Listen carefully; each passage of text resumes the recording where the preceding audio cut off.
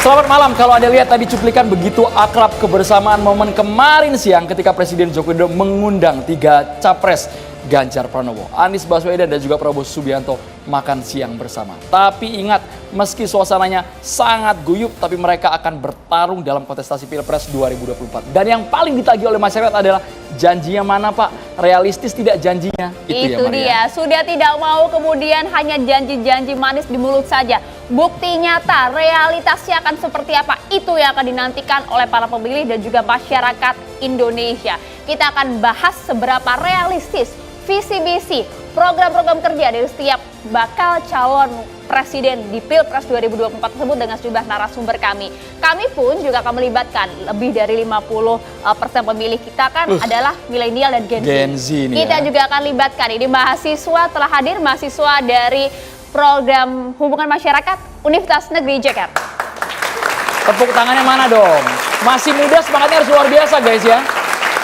Kami yakin teman-teman di sini juga melakukan riset, sedang browsing juga bagaimana visi misi, kira-kira janji mana yang mampu dibuktikan oleh para capres di 2024 ini. Sudah pada tahu? Akan nyoblos siapa sudah pada tahu? Oh, sudah ada yang bilang tahu loh. Yang paling belakang diem berarti belum tahu. Tapi kalau masih ragu-ragu kita langsung pertajam gitu ya. Dalam catatan demokrasi malam hari ini kita sudah hadir sejumlah narasumber. Ada Bang Deddy Sitorus, politisi PD Perjuangan. Selamat malam Bang. Waalaikumsalam warahmatullahi. Sudah lama tidak mendengar suara Bang Deddy Sitorus nyanyi di sini Bang. Nyanyi. Oh pernah nyanyi. Disuruh nyangkul mendingan. Nyangkul. Hadir juga di catatan demokrasi ada Bang Yusuf Lakaseng di politisi Partai Perindo. Selamat malam. Ya, assalamualaikum, selamat malam. Selamat malam Bang. Dan juga sudah hadir ada Mas Angga Putra Fidrian, juru bicara muda Anies Baswedan. Selamat malam. Assalamualaikum. Selamat malam. Malam. Kami juga menghadirkan Kang Maman Imanul Haq, politisi PKB. Assalamualaikum, selamat malam Kang Maman. Assalamualaikum. Malam hari ini ada duet Maman. Yang satu Kang, yang satu kita manggilnya Bang. Bang Maman Abdurrahman, politisi Partai Golkar. Selamat malam Mas. Kombinasi ya, semoga bisa berkolaborasi. Sepertinya enggak ya kalau berkolaborasi ya. Sudah beda koalisi. Kami juga menghadirkan ada Bang Andre Rosiade, politisi Partai Gerindra. Bang Andre, selamat malam. Ya, selamat malam Andro, Maria. Jadi Selamat ini malam. Komisi 6, 2, Komisi 7, Komisi 8. Wah, lengkap nih. Lengkap, Bang, ya. Ada yang ramai kemarin di DPR ya? Apa? Ada yang ramai di DPR ya? Tadi. Bang Deddy nanti yang bersuara ya. Itu lagi rame, lagi sorotan juga Bang. Ada yang emosi, ada yang panas Bang di paripurna DPR. Tapi nanti kita tahan dulu. Kita mau langsung ke Bang Andre Rosiade. Sepertinya catatannya sudah banyak. Bang, dari sekian banyak janji yang mungkin saat ini sudah disebar di media. Kami ingin tahu janji mana yang mungkin menjadi andalan dari kubu Prabowo Subianto dan Gibran Rakabuming Raka, Bang Andre. Yang paling, ini kan program banyak. Ya. Kita punya yang nama Astacita ya. Lalu ada visi bersama Indonesia Maju ya, menuju Indonesia Emas 2045, ada misi Astacita dan juga ada 17 program prioritas dan 8 program aksi cepat, hasil cepat. Tapi yang paling penting saya lihat isu tenaga kerja. Oke. Ini yang paling penting. Ada 2 fokusnya. Yang pertama, bagaimana kita melindungi tenaga kerja kita, terutama yang tentu yang ada di luar negeri. Pak Prabowo dan Mas Gibran berkomitmen memastikan para pahlawan devisa kita ini harus terlindungi nasibnya.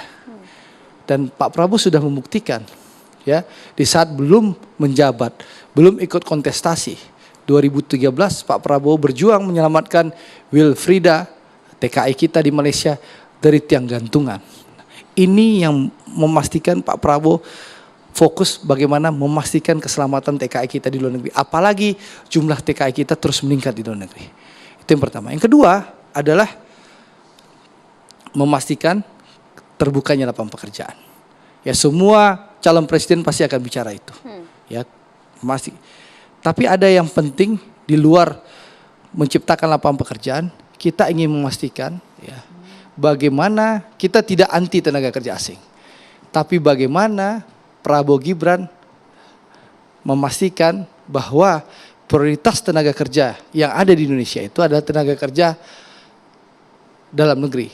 Untuk itu tentu kita akan meningkatkan kualitas. Padahal Bang, tidak ada TKA asing, padahal TKA asing itu yang kerap ditolak oleh masyarakat kita Bang. Makanya nanti ada Satgas ya, pengawasan tenaga kerja asing. Itu yang akan dilakukan oleh Pak Prabowo setelah melihat Karena kita ini kan ingin melanjutkan keberhasilan Pak Jokowi, tapi juga ingin menyempurnakan. Oke. Dan kita melihat aspirasi masyarakat bahwa tenaga kerja asing itu bukan kita anti, tapi ini soal prioritas. Prioritasnya apa? Bagaimana sumber daya alam kita, bagaimana industri dan hilirisasi di Indonesia ini kita dukung dan kita support dan kita lanjutkan. Tapi prioritasnya untuk tenaga kerja asli Indonesia. Begitu. Tapi tadi disampaikan Nah. tidak anti tenaga kerja asing. Tidak anti. Tapi ingin menjaga Tapi tenaga kerja prioritasnya kita. tentu Konkretnya di tenaga mana, kerja. Makanya kita bikin Satgas pengawasan tenaga kerja asing. Itu satu. Yang kedua. Yang ketiga tentu ada beberapa hal. Yang ketiga saya ingin sampaikan bagaimana program Pak Prabowo yang tentu akan menjadi perdebatan besar ya. Maman kemarin sudah membahas hal itu di rapat internal kita. Maman yang mana bang? Maman ya, Oh, yang Maman koalisi. milenial. Yang satu kubu, yang satu kubu. Maman metropolitan. Kalau Imannya belum. kalau Kang Maman, Kiai Maman, insya Allah minggu depan ketemu saya di Mekah. Masya Allah. Meskipun kita beda koalisi, kita umroh bareng. Nah, jadi gini, ada satu hal yang penting yang akan dilaksanakan oleh Pak Prabowo. Beliau berkomitmen menyiapkan makan gratis, susu gratis bagi ya anak sekolah mulai dari prasekolah, SD, SMP, SMA, termasuk ya asupan gizi untuk mendukung ibu hamil dan balita. Uangnya besar. Bahkan Litbang Kompas sudah menyampaikan itu 400 triliun lebih kebutuhannya per tahun. Nah, pertanyaannya uangnya dari mana? Realistis gak itu Ya, bang? itu realistis, makanya saya sampaikan kan judulnya catatan demokrasi, program apa yang realistis? Ini realistis untuk dilakukan. Oke, konkretnya? Realistis untuk dilaksanakan. Karena apa? Tidak akan mungkin SDM Indonesia menjadi SDM berkualitas kalau ada stunting. Kalau gizi buruk melanda rakyat Indonesia. Nah, inilah negara, peran negara dan pemerintah hadir memastikan stunting tidak ada, memastikan anak-anak Indonesia cukup gizinya sehingga SDM Indonesia bisa tercipta SDM unggul. Dan Pak Prabowo dengan tim ekonominya, nanti diundanglah tim ekonomi Pak Prabowo sudah mempersiapkan cara mempersiapkan uang 400 triliun itu untuk membiayai program ini. Program stunting kan sudah berjalan bang. Iya, tapi kan belum maksimal. Makanya Oh, program kita stuntingnya Pak Jokowi dan Kiai Haji Ma'ruf Amin ini belum maksimal menurut ya Anda? kan kita akan melanjuti fondasi yang sudah diterapkan oleh Pak Jokowi dan kita sempurnakan. Nah, ini program yang sudah lama, sejak puluhan tahun yang lalu. Pak Prabowo ini adalah ketua umum satu-satunya partai di Republik Indonesia ini sejak puluhan tahun yang lalu sudah membicarakan soal stunting ini. Dan ini cita-cita beliau untuk menciptakan SDM unggul. Lalu Bang Andri. tentu cukup. Banyak dulu. juga pertanyaan seperti ini, Bang Andri, dari Apa, publik. Andro? Prabowo ini kesannya kok hanya melanjutkan saja program-program dari Pak Jokowi. Mungkin sedikit memodifikasi, tapi nggak ada yang otentik, nggak ada yang baru banget. Ini memang ide brilian dari Prabowo Subianto. Sebenarnya Itu pertanyaan dari publik, Bang. ya, sebenarnya hilirisasi yang dilakukan oleh Presiden Jokowi itu kalau mendengar pernyataan saudara Bahlil Lahaladia, mitranya Bang Deddy dan mitra saya di Komisi 6 DPR. Kalau mendengar pernyataan Bahlil berapa hari yang lalu teman? 2 hari yang lalu ya. Itu menyatakan bahwa hilirisasi itu yang dilakukan oleh pemerintahan Pak Jokowi itu persis sama dengan program-program yang selalu dibicarakan oleh Pak Prabowo sejak dulu. Bagaimana Pak Prabowo ingin sumber daya alam kita tidak bocor.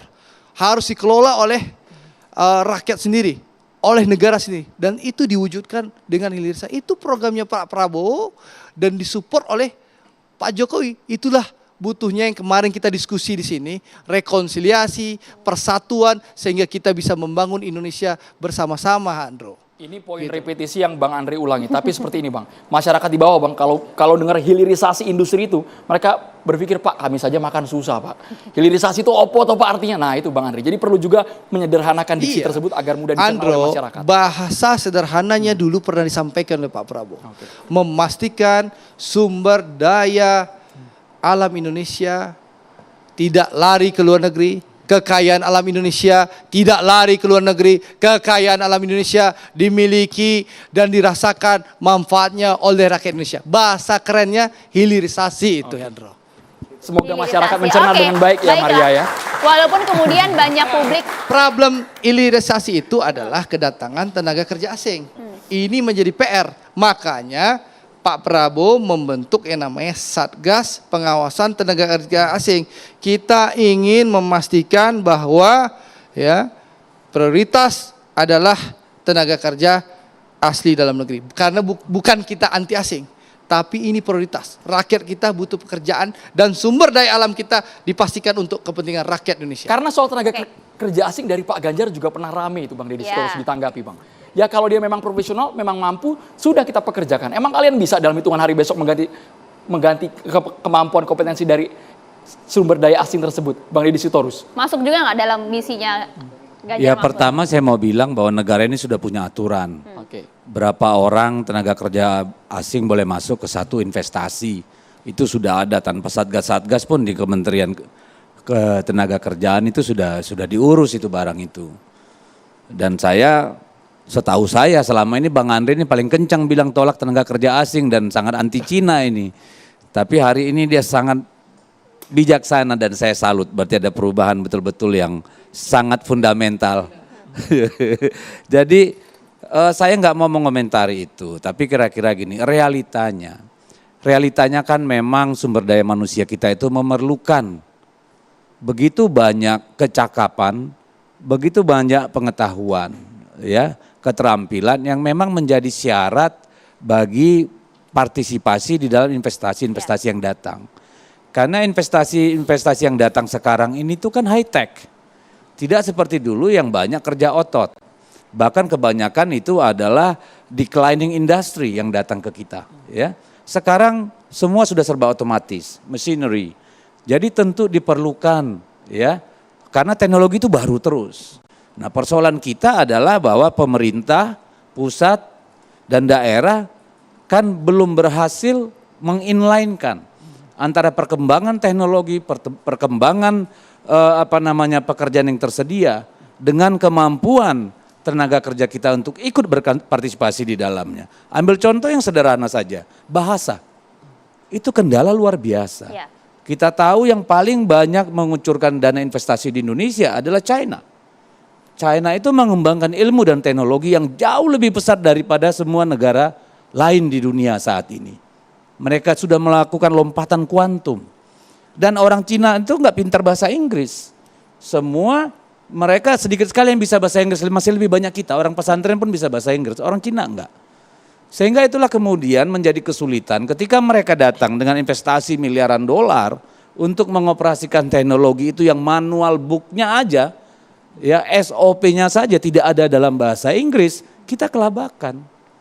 Jadi itu makanya Pak Ganjar pernah mengatakan kalau sekarang kalian siap nggak mengganti, itu baru dari sisi bahasa, belum dari segi kecakapan, dari sisi pengetahuan, skill dan sebagainya. Oleh karena itulah Pak Ganjar menjadikan masalah manusia Indonesia yang unggul menjadi prioritas program. Kenapa? Pak Jokowi pada periode pertama itu sudah bicara tentang connectivity, infrastruktur dan sebagainya yang menjadi prasyarat bagi Indonesia maju. Karena tidak mungkin ada negara yang maju tanpa infrastruktur yang terkoneksi satu sama lain.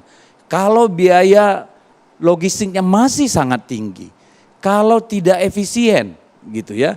Nah, itu yang menjadi poin paling penting dari apa yang diperjuangkan dalam visi misi Pak Ganjar dan Pak Mahfud, ya. Mempercepat, melakukan akselerasi ya pembangunan manusia itu. Dan sewaktu beliau menjadi gubernur, itu sudah dilakukan oleh beliau. Beliau membangun satu SMK, sekolah menengah kejuruan, ya, yang isinya semua anak-anak orang miskin yang nggak mampu sekolah. Dan melingkan mereka dengan perusahaan-perusahaan yang ada di Jawa Tengah bahkan sampai ke Jepang. Jadi ini yang kita ingin eskalasi ke tingkat nasional. Dan itu mungkin Bang, dari daerah Jawa Tengah kemudian dibawa ke tingkat nasional dengan ratusan juta masyarakat Indonesia. Makanya ya jangan ratusan juta dong. Kan kita punya target angkatan kerja yang ingin kita hasilkan dalam 4 tahun ya efektif pemerintahan. Tahun kelima itu kan sekitar 12,5 juta. Ya. Jadi itu yang saya kira yang make sense untuk kita kejar. Why not? Ya. Karena sebenarnya itu bisa dilakukan dengan tidak terlalu memboroskan anggaran pada sektor-sektor lain.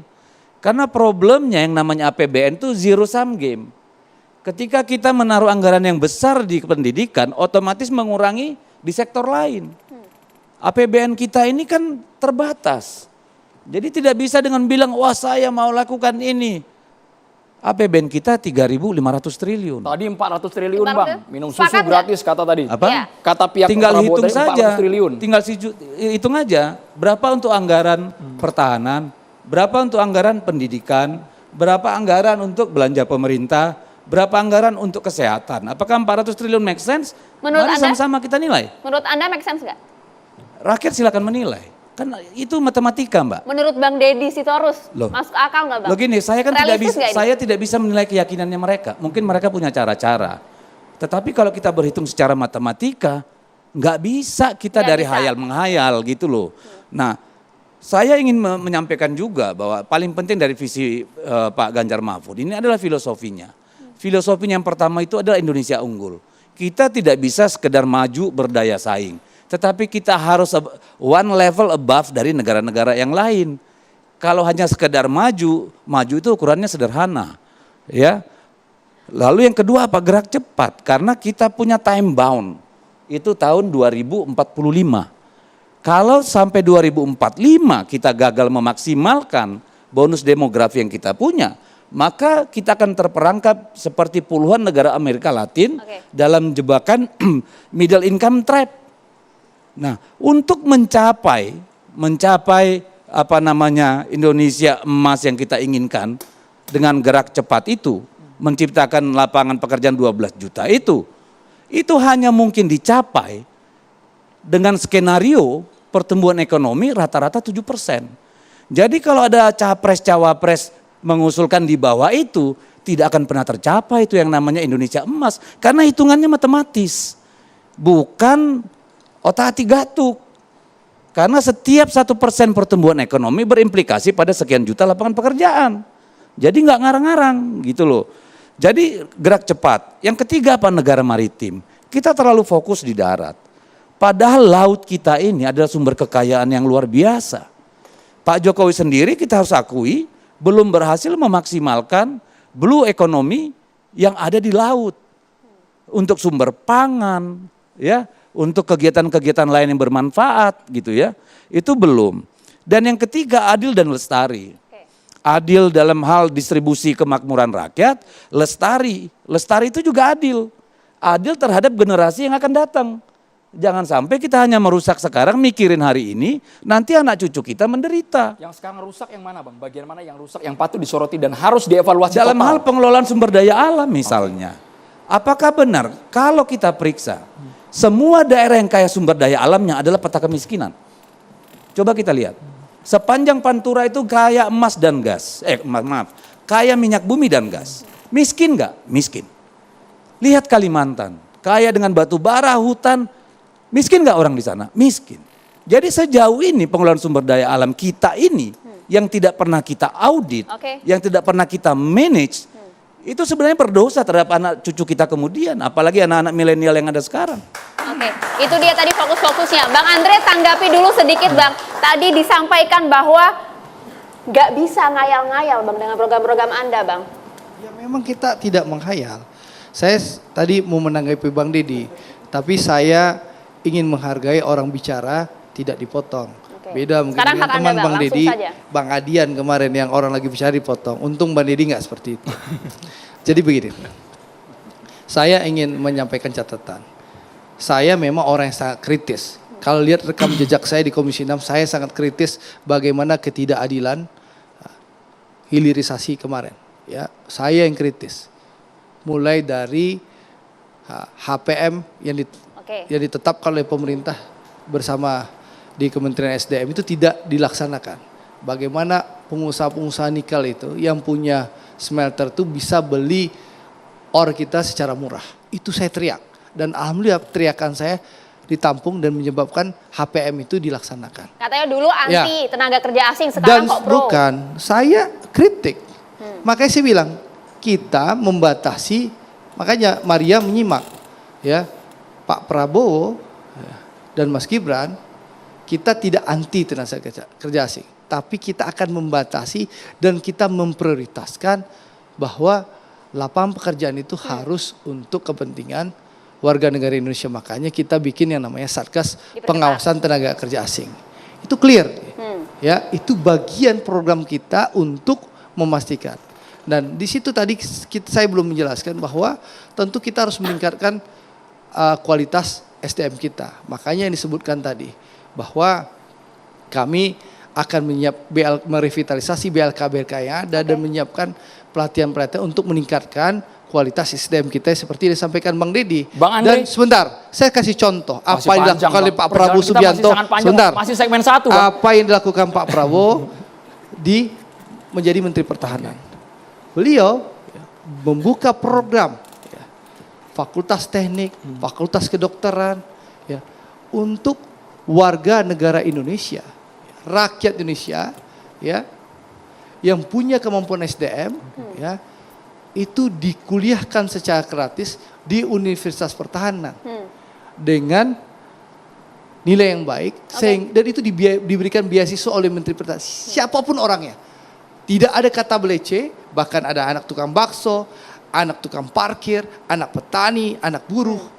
Dalam rangka apa? Ingin memastikan terciptanya kualitas SDM unggul. Buktinya ada tuh, Bang. Sudah terjawab ya Bang, sampai Sempat sana kami saja. liput Terima Bang Andre kasih. soal itu. Tapi seperti ini, Bang. Bahkan sekolah di Oke. NTT pun Pak Prabowo membangun cabang Universitas Pertahanan. Bahkan di Sumatera Barat beliau akan membangun dalam waktu dekat ini segera akan groundbreaking adalah Sekolah Taruna Nusantara pertama di luar Jawa. Itu komitmen ingin meningkatkan kualitas SDM Indonesia. SDM unggul, baik. Ya. Terima kasih Bang Andre. Kami jeda terlebih Anggarannya dahulu ya, Maria, sebenarnya anggarannya itu hitung-hitungannya Bang. Karena tadi angka 400 triliun dianggap melebihi APBN yang ada di tanah air. Sesaat lagi Bang Andri, kita menyentuh semua aspek, tapi paling tidak masyarakat harus mendengar dengan jelas mana janji yang realistis, mana yang bisa dibuktikan, mana yang hanya kata-kata belaka. Sesaat lagi hanya di Catatan Demokrasi pemirsa.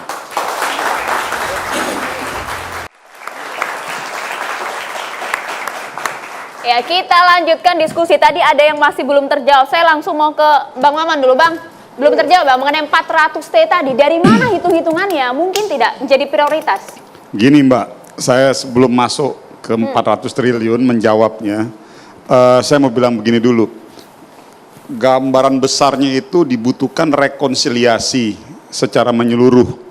Kalau kita mau membawa negara atau pemerintah ini menjadi lebih baik. Ini dalam hal apa rekonsiliasi? Saya mau bicara dulu, jadi dalam konteks besarnya ini perlu rekonsiliasi secara utuh. Nah, maka dari itu, di dalam Koalisi Indonesia Maju, dengan hadirnya Demokrat, terus Pak Jokowi melalui simbolnya Gibran, dan sekarang ada Pak Prabowo, itu syarat awal untuk merealisasikan Indonesia lebih baik lagi, itu kita sudah pegang. Artinya terbangun rekonsiliasi secara utuh. Jokowi dengan simbolnya Gibran tadi tegas ya? Itu satu. Nah, lalu yang kedua, saya mau sampaikan begini. Narasi yang dibangun oleh semua pihak, maka dalam konteks ini terbaik narasi besarnya, saya relatif sama dengan teman-teman yang ada di Mas Ganjar. Kenapa saya bilang seperti itu? Narasi perubahan itu narasi yang memang tidak kontekstual. Kenapa? Kita sudah bangun kita sudah bangun gedung 10 lantai. Terus kita mau naikkan lagi gedung itu menjadi 15 lantai. Kalau diksinya adalah perubahan, berarti kita turun lagi ke bawah. Makanya narasi yang paling tepat itu adalah keberlanjutan dan penyempurnaan. Nah, yang lagi kita lakukan bahwa kita setuju bahwa dalam pemerintahan Pak Jokowi tidak sepenuhnya sempurna. Ada yang sudah baik, ada yang memang masih belum baik. Yang belum baik ini kita sempurnakan. Spirit dan semangat Koalisi Indonesia Maju itu di situ. Itu dulu saya mau sampaikan nih biar kita sama nih frame-nya. Konkretnya yang mana? Lalu yang ketiga, saya masuk begini. Banyak semuanya hari ini orang bicara mengenai kita mau begini, kita mau begini, kita mau begini. Artinya semua bicara tentang spending uang.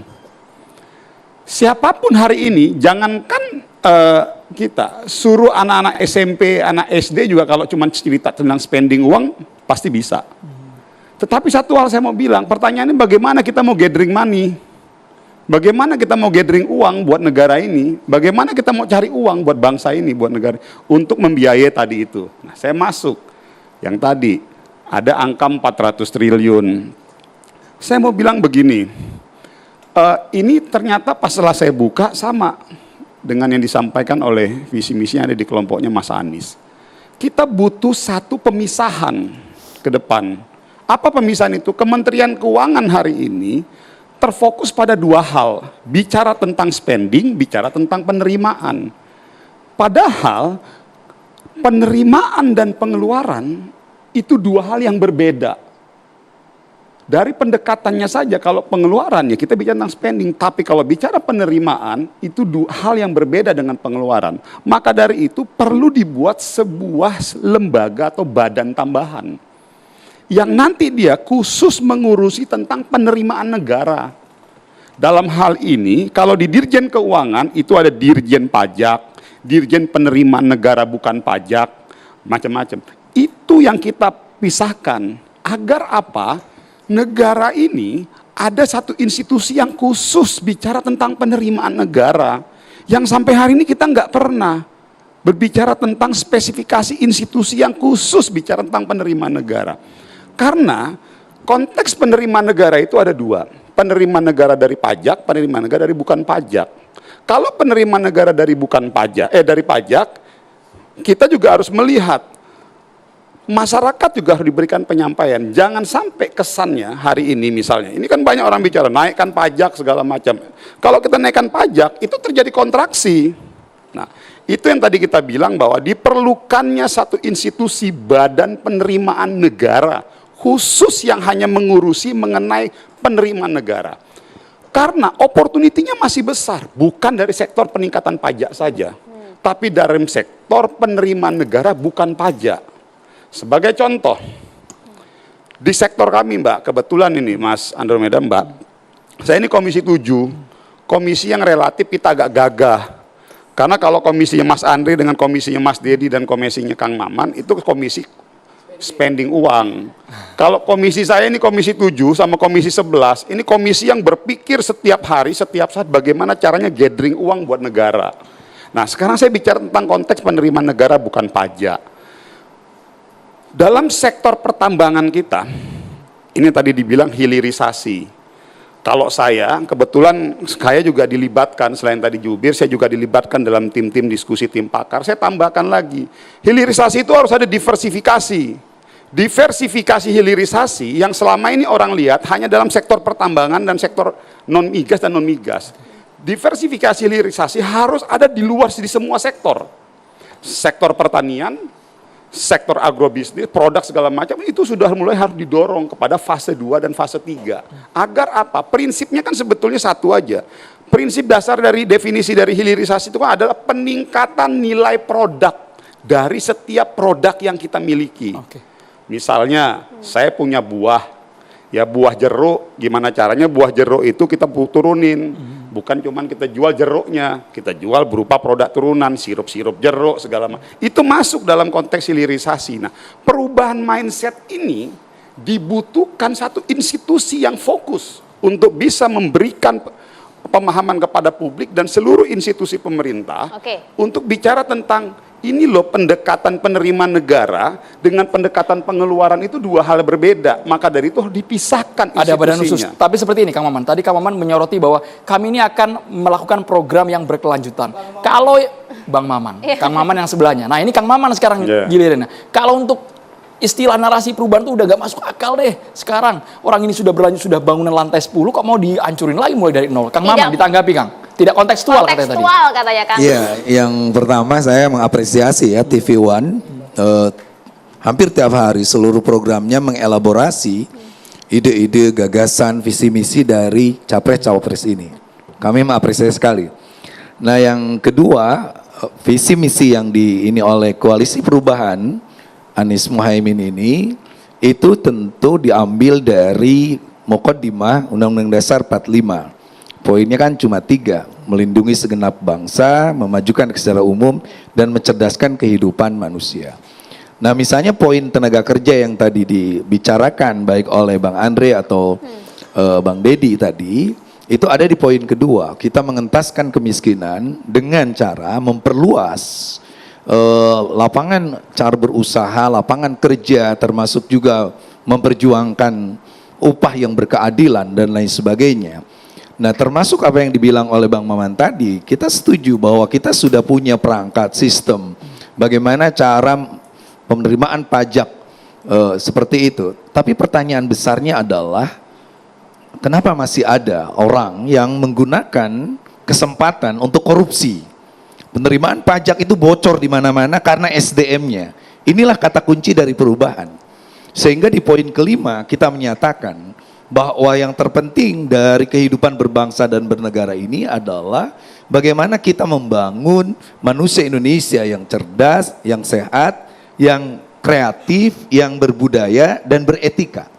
Karena percuma seluruh sistem, seluruh strategi kita dalam membangun bangsa ini, tetapi ternyata manusianya kropos. Muncullah bagaimana institusi kepolisian muncul Freddy Sambo. Itu mungkin dilakukan realistis dalam waktu 5 tahun? Mungkin. Karena salah satu yang membuat bangsa ini besar, karena kita memiliki manusia-manusia hebat, yang punya narasi-narasi hebat dan integrasi yang hebat. Bagaimana misalnya kita memiliki Soekarno, kita memiliki Agus Salim, yang ketika dia menjadi jabatan jadi seorang menteri, rumahnya pun bocor, dan lain sebagainya. Nah, ini yang terpenting. Jadi kalau Anies Mohaimin ini menyatakan perlunya perubahan, kita ingin katakan bahwa di zaman Presiden Jokowi ini kita mengalami kemajuan pembangunan infrastruktur dan sebagainya, tetapi para koruptor masih berkeliaran. Orang-orang yang masih menengguk aspal, memakan semen, mengambil bansos, mengambil hak orang miskin, itu masih banyak. Sehingga kalimat perubahan ada kalimat bagaimana seluruh yang diperjuangkan dengan sistem yang kita bangun, termasuk Bang Deddy tadi bagus bahwa kita pun menghadapi globalisasi di mana mesin akan betul-betul menguasai kita. Dan di belakang mesin itu harus ada orang-orang yang cerdas, orang-orang yang berbudaya, orang-orang yang beretika. Kata kunci perubahan itu. Kang Maman, sebelum kita masuk ke hal yang general, kita soroti soal tenaga kerja asing. Iya. Yang tadi garis bawahi ada dulu. yang selektif. Iya. Kalau sikap kelompok perubahan, koalisi perubahan, TKA diusir atau tetap ditampung? Sederhananya dulu. Di koalisi perubahan itu ada PKB. Di mana Gus Mohaimin jadi wakil presidennya. Dia mantan Menteri Tenaga Kerja. Diganti oleh Hanif Dahiri dari PKB. Sekarang Ida Fauzia dari PKB. Maka tenaga kerjaan ini menjadi fokus di kami, termasuk mempersiapkan lapangan pekerjaan dengan cara masuk ke pesantren-pesantren, membuat BLK yang membuat kata kunci terpenting adalah skill, vokasi dan lain sebagainya. Sehingga saya mengutip kata-kata Bang Deddy tadi menarik. Sekarang kita tidak perlu khawatir ada tenaga asing masuk dan sebagainya kalau tenaga kerja kita punya kemampuan sumber daya manusia yang kuat dan hebat, maka tidak perlu Indonesia mendatangkan tenaga asing. Selama kitanya belum bisa belajar, belum bisa memiliki keahlian, ketidakmampuan kita termasuk berbahasa kata Bang Deddy tadi, termasuk kita bagaimana memahami kultur, pasar dan sebagainya, ya jangan disalahkan kalau penjajah itu masuk ke kita karena kelemahan kita. Artinya tidak perlu tenaga kerja asing ya? Sekali lagi, keperluan atau tidak itu tergantung. Perlu catatan juga bahwa sebenarnya investor asing itu dengan membawa tenaga kerja dari luar itu kos mereka bertambah berlipat-lipat loh. Itu dia. Jadi kalau sebenarnya kita sanggup, mereka pasti akan lebih senang. Ya, karena ambil contoh, kalau ada pekerja luar itu gajinya pasti berlipat-lipat dari kita. Fasilitasnya harus disediakan sedemikian rupa. Jadi kalau memang kita sudah sanggup mengambil, saya percaya bahwa mereka tidak akan membawa orang dari luar. Karena kosnya tinggi. Karena kosnya sangat tinggi. Tapi ada pertanyaan saya sederhana, Kang Maman. Saya Bang Maman, ini Kang Maman. Jadi biar Panggil nama enak sendiri ya? diferensiasinya. Jadi kalau tadi kita bicara tenaga kerja, apa yang disampaikan oleh Kang Maman dan teman-teman justru akan menjadi ilusi. Karena 15 tahun Kementerian Tenaga Kerja kan dipegang oleh PKB. Artinya berarti menjadi sebuah ilusi yang disampaikan oleh teman-teman. Karena selama 15 tahun kan teman-teman yang ada di situ yang memang menjadi dirijennya di Kementerian Tenaga Kerja. Nah, poinnya saya mau bilang begini. Mohon maaf ya, saya bukan tipologi politisi yang selalu ingin menjual citra manis. Mohon maaf ke siapa nih Bang? Enggak, ini saya secara pribadi, saya mau bilang begini, kita nggak bisa melepas aspek tenaga kerja asing ini. Udahlah, jangan karena gara-gara kita mau ngambil simpati masyarakat. Ini adik-adik kita mahasiswa di depan juga tahu kok mana yang orang bicara berdasarkan realitas fakta kok.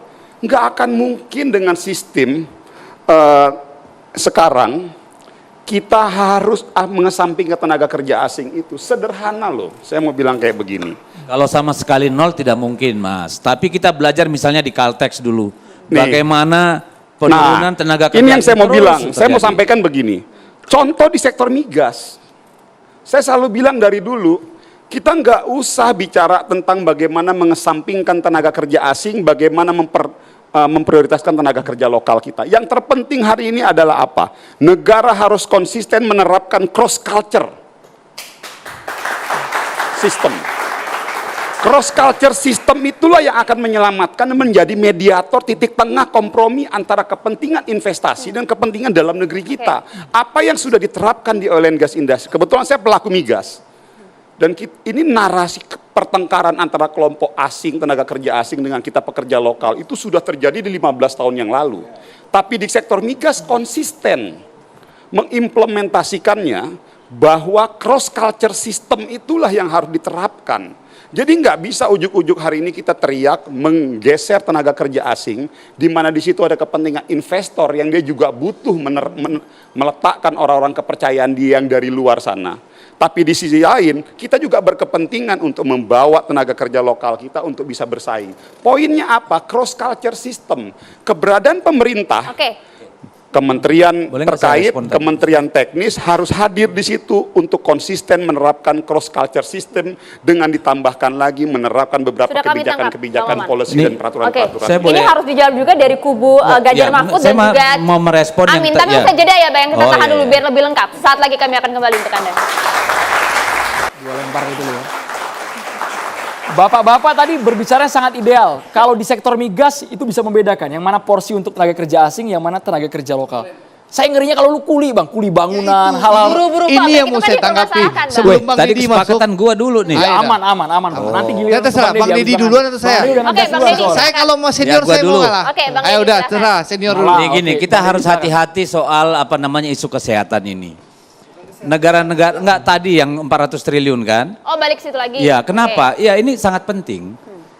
Tidak ada negara yang berhasil dengan baik kalau pengelolaan sistem kesehatannya seperti kita ini.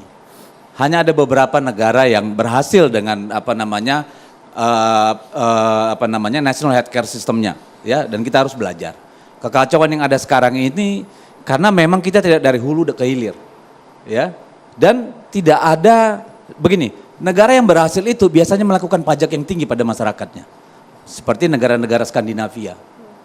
Nah, sementara kita masyarakat ini memang belum terbiasa membayar secara bulanan.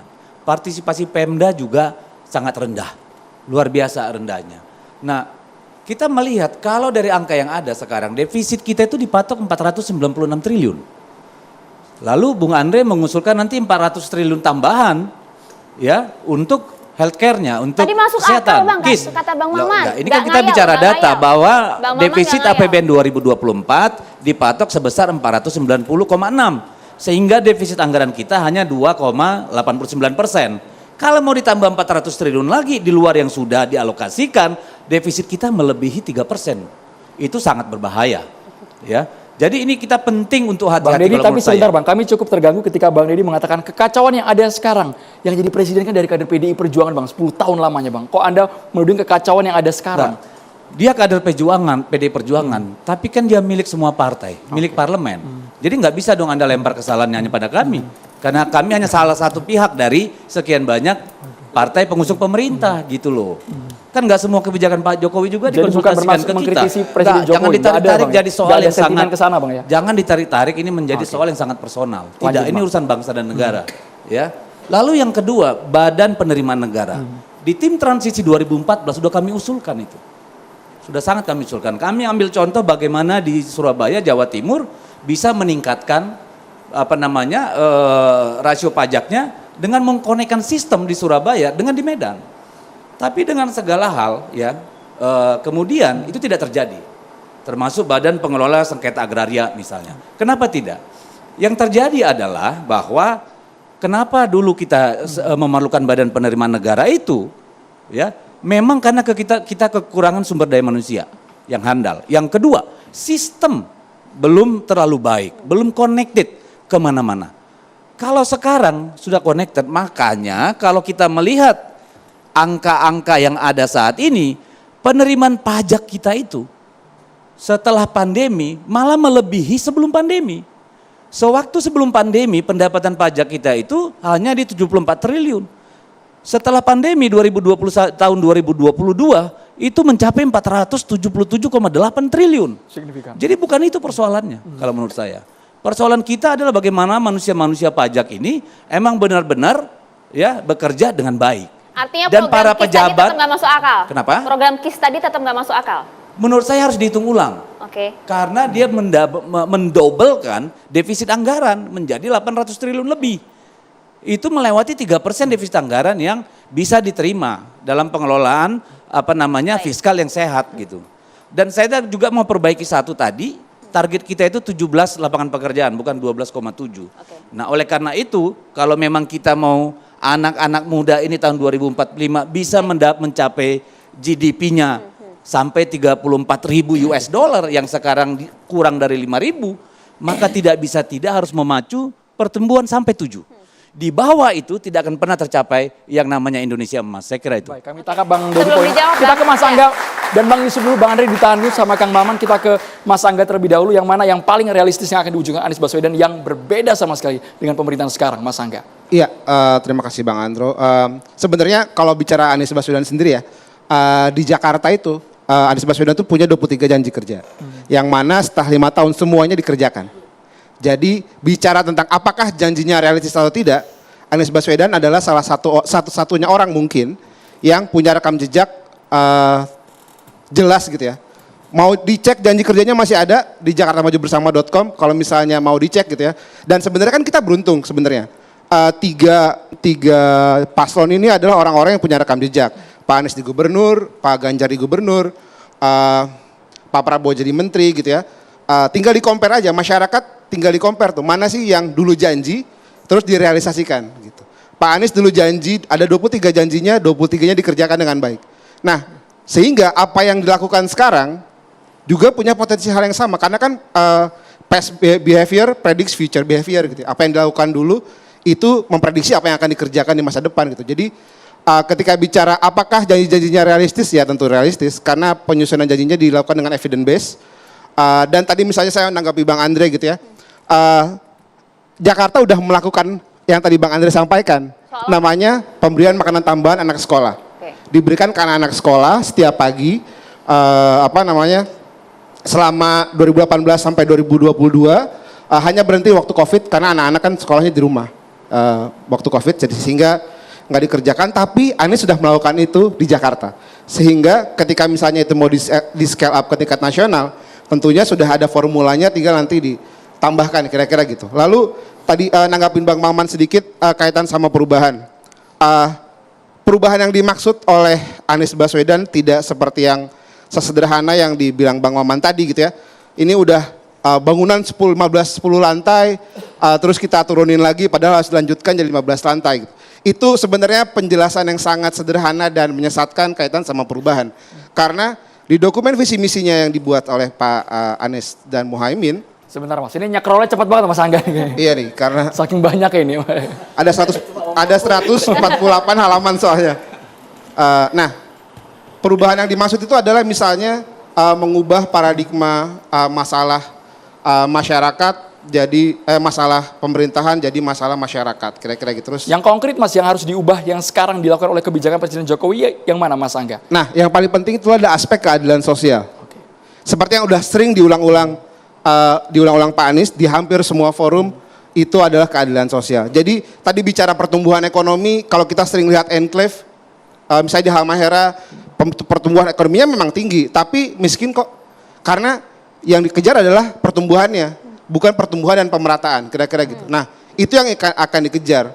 Bahwa ketika bicara kemajuan ekonomi, itu nggak bicara tentang pertumbuhan saja, nggak cuma mengejar 7%, 6%, 7%, Tapi gimana 6% dan 7% itu dirasakan oleh semua orang. Karena headline terbaru yang kami baca itu IKN kabarnya akan dievaluasi oleh tim dari Koalisi Perubahan, tidak akan dilanjutkan. Benar nggak itu? Sebenarnya nggak ada yang bilang begitu, tapi nggak ada divisi misi kira-kira gitu sih.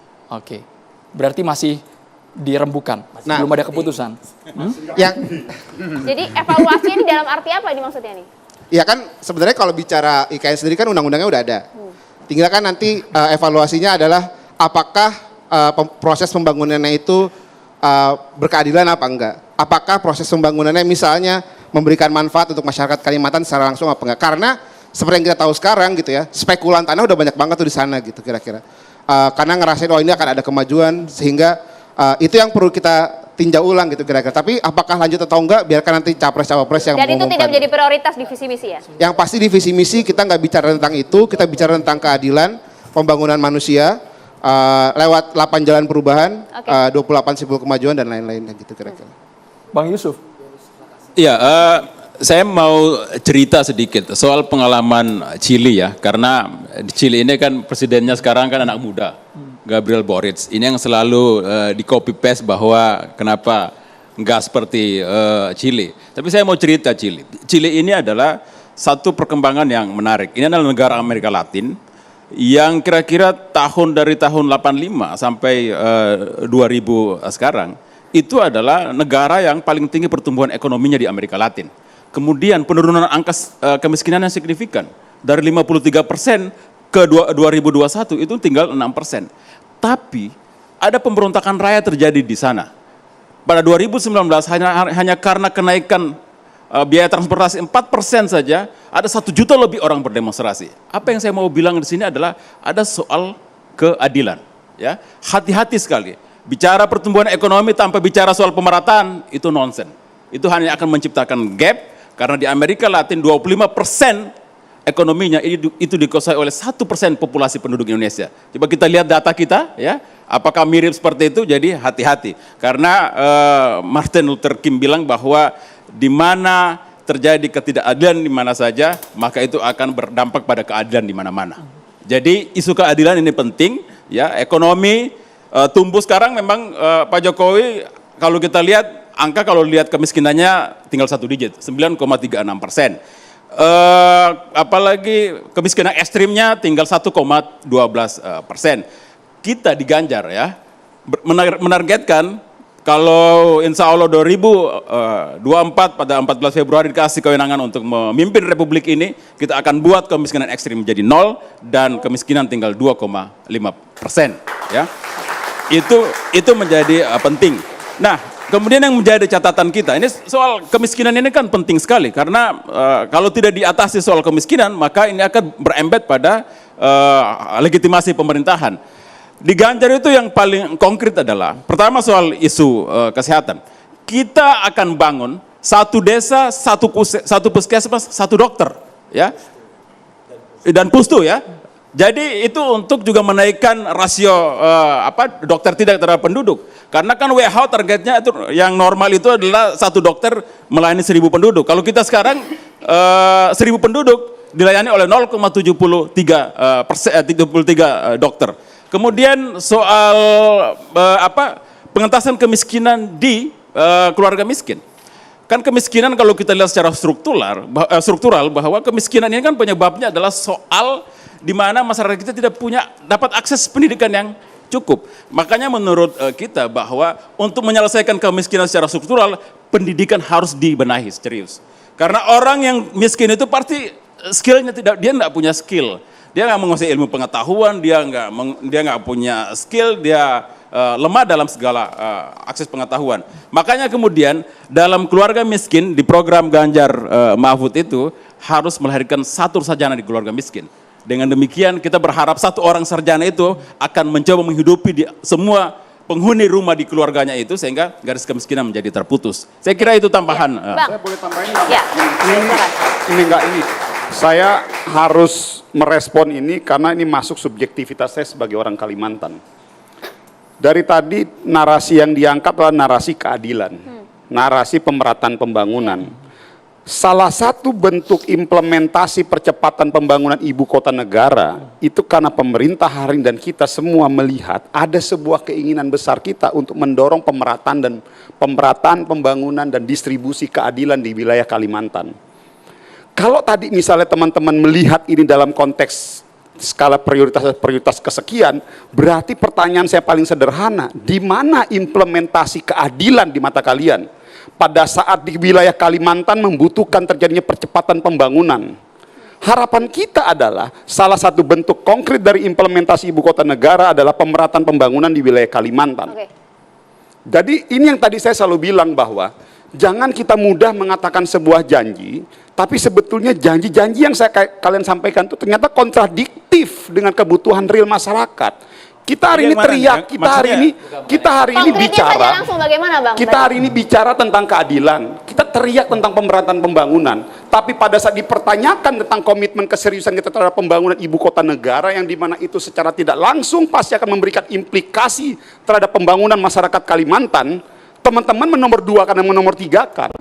Ini yang tadi saya bilang, bahwa kontradiktif. Harus langsung dijawab kalau gitu, Kalimantan Bang. Utara mempersoalkan. Harus langsung dijawab, Bang. Tapi memang kita harus jujur juga gini. Bahwasanya Pemindahan ibu kota negara ke Kalimantan itu adalah bukti keseriusan kita membangun sebuah proyek peradaban. Bagaimana melahirkan Indonesia yang tidak hanya menjadi milik sesuatu kelompok saja, ya, tetapi bagaimana dia menjadi milik semua rakyat Indonesia. Cuma memang kita juga tidak bisa menutup mata, ya, bahwa proyek peradaban yang penting ini juga harus dikelola dengan sangat transparan, dikelola dengan efisien, dikelola dengan efektif. Dan jangan pernah ada yang membayangkan membangun ibu kota itu urusannya 10-15 tahun. Itu urusannya bisa 25 sampai 40 tahun. Jangka panjang, Bang. It's not project based. Itu civilization objektif gitu loh. Itu penting banget. Artinya ini gitu loh. tentang political will. Yes. Jadi maksud saya silakan. begini, saya prinsip, kita sama, artinya yang kita butuhkan itu bukan permasalahan implementasi, tapi political will siapapun yang ada di depan. Karena kita setuju bahwa ini bicara tentang proyek jangka panjang. Yang kedua, kalau ada implikasi terhadap spekulan tanah, itu kan implikasi-implikasi. Dimanapun juga seperti itu. Semua pasti begitu. Itu aja, terima kasih. Jadi ini yang mungkin Bang Maman juga bisa ngecek visi misi kita gitu ya. Dibilang, wah kalau tidak mencantumkan IKN kayaknya nggak pro Kalimantan gitu. Di visi misi Amin, itu ada yang namanya 8 sayap kemajuan. Di mana ada program yang targetednya based on pulau. Di mana ada Sumatera, Jawa, Kalimantan, Bali, Nusa Tenggara, Sulawesi, Maluku, Papua, pesisir dan lain-lain. Saya bacain sedikit yang Kalimantan. Di mana Kalimantan, Amin memandang Kalimantan sebagai tonggak ekonomi hijau, beranda Indonesia yang maju dan asri gitu. Sehingga kalau misalnya dibilang, oh nggak nyebutin IKN, itu sama dengan tidak memprioritaskan Kalimantan. Nah, memangnya pembangunan hanya dengan IKN? Kan masih banyak hal. Seperti tadi Bang Deddy bilang bahwa iya pembangunannya harus dibuat secara transparan, berkeadilan dan lain-lainnya. Itu kan bukan berarti IKN-nya dihentikan, lalu bangunan diruntuhkan lagi segala macam, enggak, tapi prosesnya dibikin lebih baik. Nah, Amin menilai bahwa yang terjadi di Kalimantan, sebentar Bang. Mas Anies, bentar, supaya clear kita nggak usah muter-muter, ngabisin waktu. Mas Anies kalau menang jadi presiden, IKN dilanjutkan atau tidak? Karena pertanyaan itu pernah dilontarkan di acara Apexi di Makassar, Mas Anies nggak bisa jawab. Betul. Oke. Biarkan Iya, jawabannya nanti sederhana. jawaban Iya itu dan tidak, itu gitu. dijawab sama CP dan CWP pada waktunya. Dan kalau saya- ngomongin dan saya sekarang kira kan juga nggak mungkin bisa diomongin Saya sekarang juga dong. kira harus bertanya begini, karena membuat perencanaan pembangunan itu sudah ada rumusnya, Mbak. Ya, APBN itu terdiri dari buku 1, buku 2. Sepanjang yang namanya kewilayahan itu ada di buku 2, apa yang Anda omongkan itu tidak akan pernah tercapai, Bos. Karena pada akhirnya dia akan mengalah pada populasi. Tetapi ada yang paling penting nih, tadi Anda mengatakan nih yang mungkin semua perlu mendengar, bahwa dari 19 janji Pak Anies semua sudah dipenuhi ya. 23 janji Di DKI Baik. Jakarta tadi ya? di DKI Jakarta. Jakarta, iya Jakarta. Betul. Nah, Ini kalau nanti saya akan buka nih bisa jawab dari nih.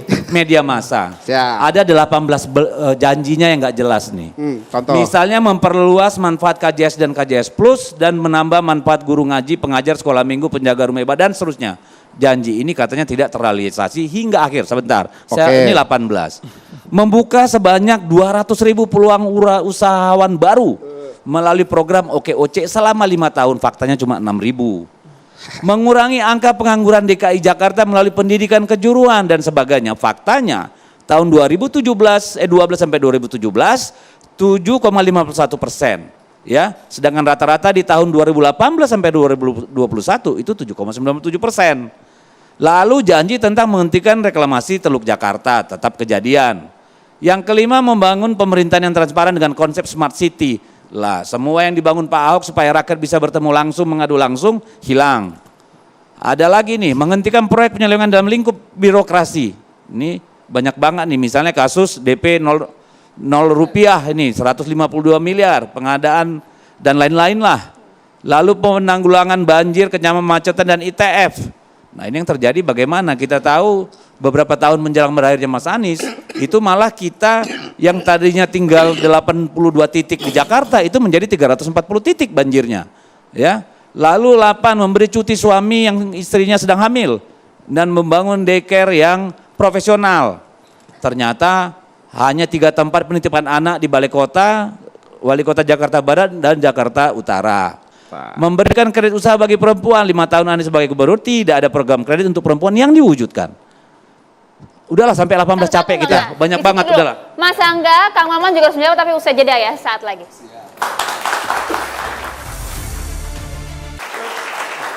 Langsung saja Mas Angga, tanggapi secara konkret, singkat, jelas, padat. Iya, meskipun jadi tadi Bang Deddy sempat bilang bahwa disebutin itu satu-satu. Misalnya tadi kayak jawab, misalnya kaitan sama kesehatan. Di kesehatan itu Pak Anies sendiri 73%, November tahun 2017, itu cakupan pelayanan kesehatan itu masih 73%. Lalu di Maret 2018, Universal Healthcare di Jakarta itu udah 98%. Sehingga tadi ngomongin KJS-nya berhasil apa enggak? Berhasil, gitu. Terus kaitan sama OKOC ya, OKOC ya dulu namanya OKOC. Lalu saat jabat diganti jadi Jakpreneur karena kan harus ada penyesuaian. Itu bukan 6.000, saya nggak tahu datanya dari mana. Mungkin ada yang ngebisikin tapi salah kira-kira gitu ya. Data Anda berapa? 331.657 orang Google. itu lalu dipastikan apakah pengusaha itu yang ini. sudah sebelumnya vendor di sana lalu diklaim atau enggak. Nanti kita dengar sajalah. Nah, tadi Adu data, ada 331.657 orang yang tergabung di Jakpreneur. Ada 212.000 yang dapat pelatihan dan lain-lainnya. Gitu. Di jalan dikerjain gitu ya. Jadi kalau misalnya diklaim ya semua orang bisa mengklaim datanya gitu ya. Dan ini data yang bisa dipertanggungjawabkan gitu. Ada di hasil kerjaan selama 5 tahun. Bisa dipertanggungjawabkan Bisa ya Bang ya? dipertanggungjawabkan dong. Tentu saja gitu. Nggak mungkin dong gubernur selesai jabatan mengklaim datanya nggak bisa dipertanggungjawabkan. Gitu kira-kira. Itu kan nggak mungkin banget. Saya nambahin aja Mas Siap. Angga. Jadi Bang Deddy, kalau dalam konteks pesantren itu ada kalimat mala yudrukukullu la yutrokujullu. Seorang itu tidak bisa untuk semua program itu dilaksanakan. Tetapi poinnya adalah apa yang dilakukan oleh Anies dengan beberapa program di Jakarta, keberhasilannya itu akan dilanjutkan ketika Anies menjadi Presiden Republik Indonesia. Karena kalau kita baca Google juga misalnya, apa kelemahan, apakah betul Pak Ganjar yang berbasis gubernur Jawa Tengah itu tidak memiliki juga kelemahan-kelemahan, misalnya kasus Kendeng di Rembang, kasus Wadas di Purworejo, lalu rasio tingkat ketimpangan miskin dan kaya 0,375 seperti yang diliris oleh BPJS, termasuk juga Pak Prabowo misalnya kegagalan food estate dan lain sebagainya. Nah, ini yang menjadi penting bagi kita, yang seperti yang saya bilang di awal bahwa apa yang dilakukan hari ini oleh TV One mengelaborasi ide dan gagasan serta program. Lalu kalimat Bang Maman saya garis bawahi tadi, ini kan ada hal yang penting adalah melakukan sinergitas. Apa sih kekurangannya, di mana kelebihannya, lalu apa sih kelemahan itu. Misalnya soal tenaga kerja, kita tidak pernah mengatakan bahwa kita tidak butuh tenaga kerja asing, tapi yang ditegaskan adalah bahwa tenaga kerja dari Indonesia yang dibekali oleh pendidikan, oleh skill dan lain sebagainya itu bisa membuat kita berkompetisi dengan tenaga asing yang lain. Sambil kita elaborasi dengan teman mahasiswa sedikit. ke Bang Deddy dan juga Bang Andi, Satu kita aja libatkan sedikit sebelum mahasiswa. dimulai. Ini Oke, gini, sikat, Bang. jadi kalau membandingkan gubernur Jawa Tengah dengan gubernur DKI berarti kita nggak ngerti pemerintahan. Gubernur DKI beda. Gubernur DKI di mana wali kota Jakarta Timur Pusat itu sama anak buahnya, tidak punya DPRD, dia pelaksana langsung. Jawa Tengah itu otonomi daerah. Bukan dia yang bertanggung jawab, tidak bisa. Dia hanya perwakilan pemerintah pusat. Beda dengan DKI, Pak. Dia semua yang bertanggung jawab, beda. Lalu misalnya kalau bicara tentang angka, ya tentu ada kelemahan kekurangan. Tadi saya mengangkat itu karena dia mengatakan 19 janjinya semua terpenuhi. 23, maka saya challenge 23 gitu loh. Ya terserahlah gitu. Jadi bagi saya bukan itu yang penting, ya. Tetapi apakah kita memahami persoalannya secara mendasar atau enggak? Oke. Kelebihan kekurangan pasti selalu ada. Itu nggak mungkin kita. Jadi gini, saya ingin nyampaikan beberapa hal.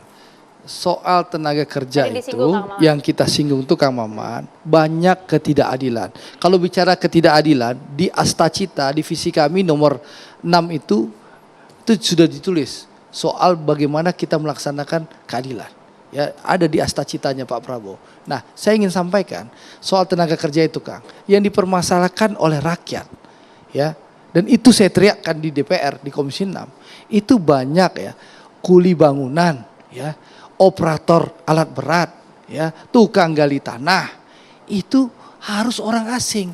Itu yang diributkan oleh rakyat. Kita bukan anti tenaga kerja asing. Ekspatriat yang berkualitas, punya keilmuan tentu wajar.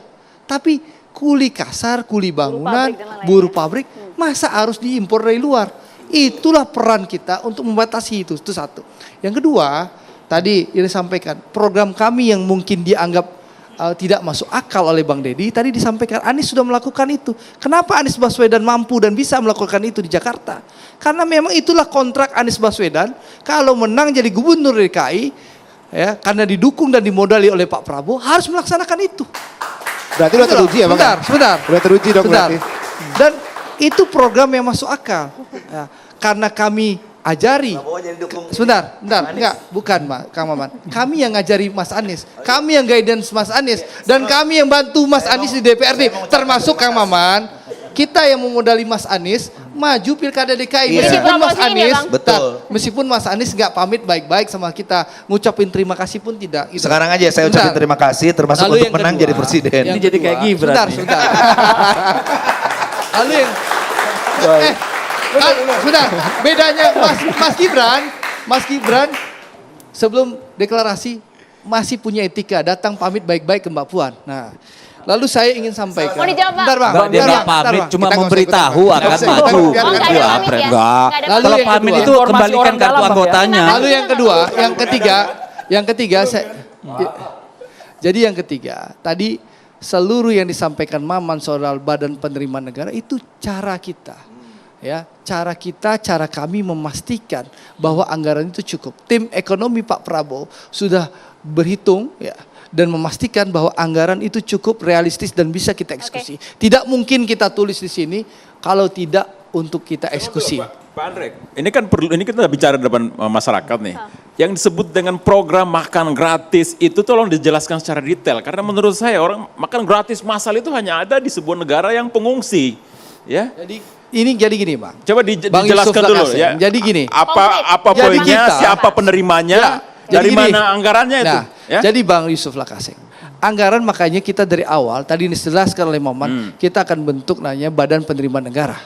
Karena kita sudah mempelajari bahwa banyak potensi.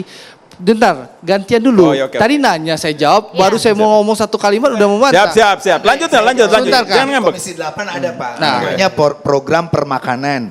Yang nerima ada lansia mandiri. Oke. Lalu kita punya program berapa itu dalam setahun, itu yang nganggarin kami. Jadi kalau ada kalimat makan gratis dan sebagainya, Bukan program baru berarti bukan ya? program Nah, baru. ini gitu. bedanya Kang, ini khusus. Tinggal apa bedanya? Ya, Gitu. ini khusus, ini tambahan bahwa bagaimana anak sekolah di seluruh Indonesia ya rencananya 100% bisa kita eksekusi di 2029 itu. Ini bisa. seluruh anak sekolah ya? Iya, targetnya 2029 100%. Tapi tentu Itu pilihannya sebentar, dengan tentu ngutang itu bertahap. atau membunuh anggaran yang lain. Ya, itu Karena dengan- konsep APBN itu zero sum Nah, game. makanya kalau mau sebentar. dipakai untuk mengasih orang Bang, makan, oke. berarti cabut subsidi BBM misalnya gantian gitu loh. kita bicara. Ya, Bang Andre, tuntasin. tuntaskan. Tuntasin. Gantian kita bicara. Tuntaskan, Bang. Oke, Silakan, Bang. tuntasin. Karena tadi Anda bicara, saya nggak pernah Lanjut. Ya, langsung saja Bang, langsung Bang. Nah, langsung, Bang.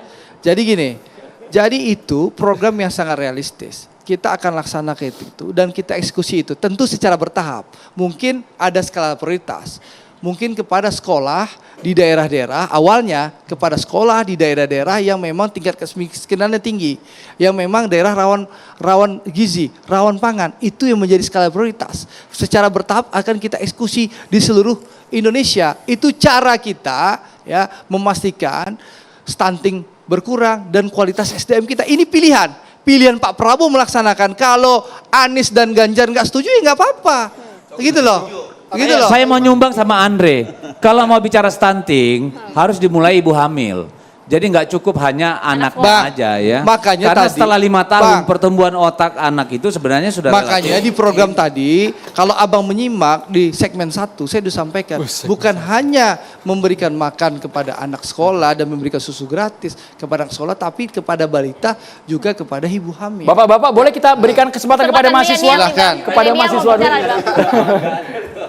Singkat saja, karena sudah janji tadi. Janji harus ditepati kan? Silakan Mas. Selamat malam Bapak-Bapak semua. Perkenalkan nama saya Abian Dwi Marta dari Program Studi Hubungan Masyarakat dan Komunikasi Digital UNJ.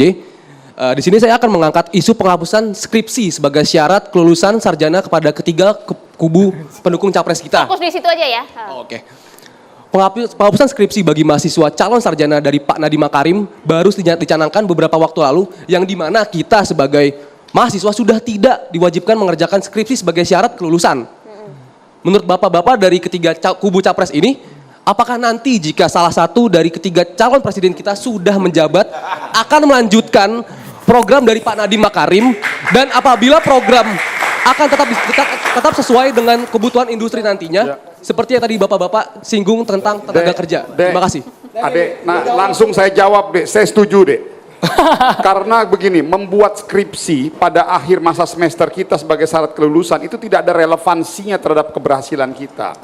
Yang paling terpenting adalah bahwa ke depan bagaimana universitas-universitas ataupun kampus-kampus berkolaborasi dengan mahasiswa-mahasiswanya bisa mendorong program-program yang jauh lebih aplikatif.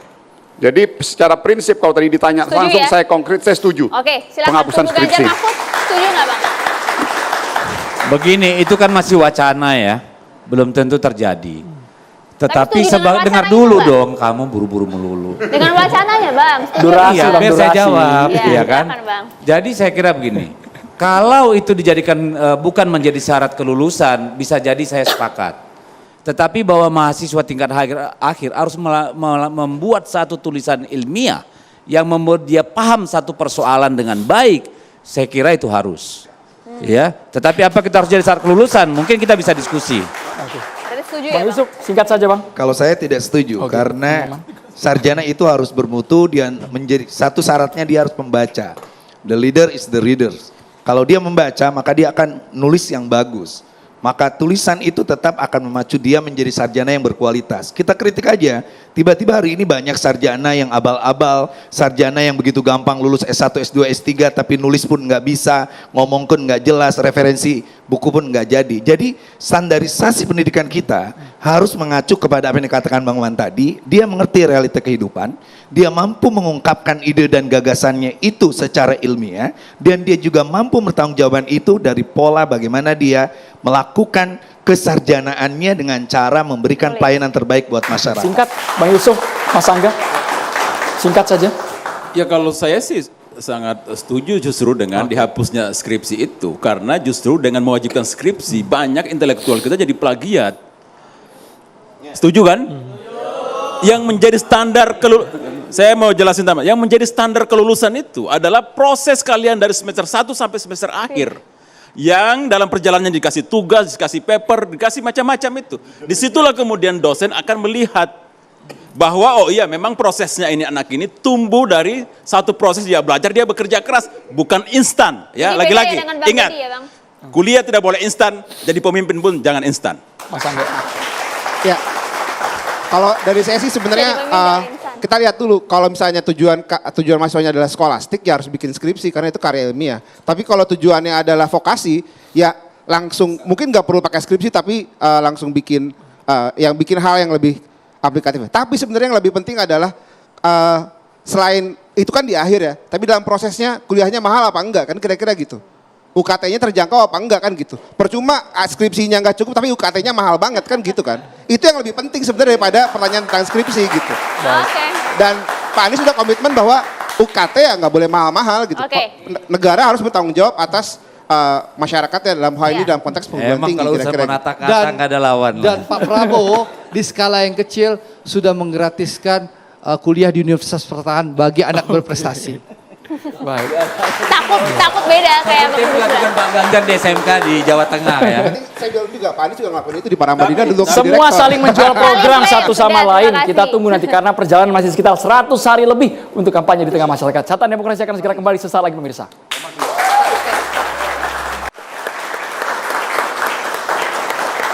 Ya, di studio Catatan Demokrasi sudah hadir ada Kiai Haji Fikri Haikal MZ. Assalamualaikum Ustaz. Assalamualaikum Silakan. warahmatullahi Silakan, Pak wabarakatuh.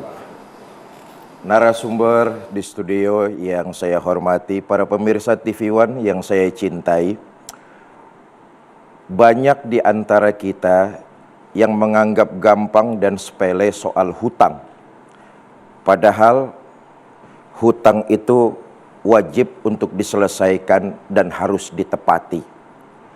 Persoalannya kemudian, paradigma kita tentang hutang selalu kita kaitkan dengan uang. Padahal hutang bukan cuma uang saja. Ucapan atau janji-janji itu merupakan bagian dari hutang yang harus diselesaikan dan harus ditunaikan. Persoalannya adalah ketika musim kampanye, ketika musim pemilu, bertebaranlah janji-janji manis. Dulu begitu. Mudah-mudahan ke depan tidak lagi begitu karena memang harus direalisasikan karena itu bagian daripada hutang.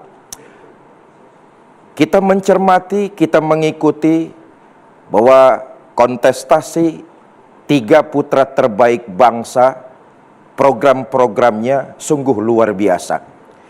Tinggal lagi kepada kita rakyat untuk memilih yang mana di antara mereka bertiga yang jadi pemimpin kita di masa depan. Tetapi ingat, pilihlah yang akan dan bisa untuk menepati janji. Persoalannya kalau ditanya janji-janji mereka itu bisa nggak diterapkan dalam waktu 5 tahun? Sangat bisa, saudara. Sejarah mencatat bagaimana Umar bin Abdul Aziz. Nah, ini ajangan Maman Imanul Haq nih. Khalifah Umar bin Abdul Aziz masa jabatannya cuma 2 tahun setengah. Relatif begitu singkat, cuma 2 tahun setengah. Tapi mampu menumbuhkan rasa keadilan, mampu meningkatkan kesejahteraan, mampu meningkatkan sosial di tengah-tengah masyarakat. Persoalannya kemudian adalah ada keinginan yang kuat atau tidak untuk menerapkan dan mengaplikasikan janji-janji yang ketika kampanye itu disemboyankan untuk menarik simpati rakyat. Kita berharap janji bukan cuma sekedar janji lagi, tapi rakyat memerlukan lebih dari sekedar janji adalah bukti yang seperti saya katakan tadi. Amirul Mukminin Umar bin Abdul Aziz hanya 2 tahun setengah dia mampu merealisasikan janji-janji menuju masyarakat makmur dalam keadilan dan adil dalam kemakmuran. Mudah-mudahan kita oleh Allah diberikan pemimpin yang bukan cuma sekedar pandai berjanji, tapi yang lebih penting adalah menepati janji, karena itu bagian barometer dari kuatnya iman seseorang, dia menepati janjinya. Wallahu a'lam bishawab. Terima kasih banyak ya Haji Fikri Haikal MZ. Boleh tepuk tangan hadirin sekalian. Bang Deddy Sitorus terima kasih. Bang Yusuf, Mas Angga terima kasih sudah hadir. Ya. Kang Maman terima kasih, Bang Maman, Bang Antin terima kasih banyak, dan juga terima kasih untuk mahasiswa dari Prodi Humas UNJ Jakarta. Saya Andromeda Mercury. Dan saya Maria Segaf. Itu tadi kami yang mengabarkan, Anda yang putuskan. Kami akhiri Catatan Demokrasi malam hari ini. Terima kasih. Sampai jumpa.